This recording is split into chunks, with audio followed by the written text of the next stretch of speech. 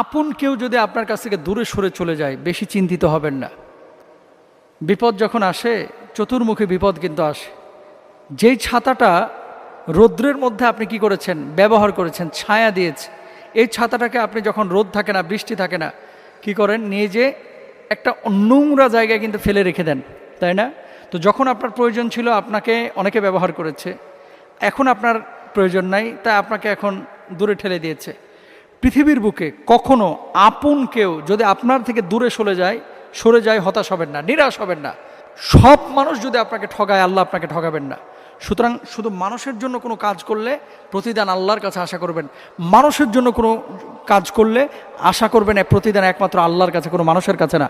এই পৃথিবীর বুকে কোনো মানুষ আপনাকে সন্তুষ্ট করতে পারবে না। সাময়িকভাবে মানুষ আনন্দ দিতে পারবে, কিন্তু সন্তুষ্ট একমাত্র আল্লাহকে আপনি করতে পারবেন, আল্লাহ আপনাকে করতে পারবে। আল্লাহর পেছনে বেশি সময় দেন।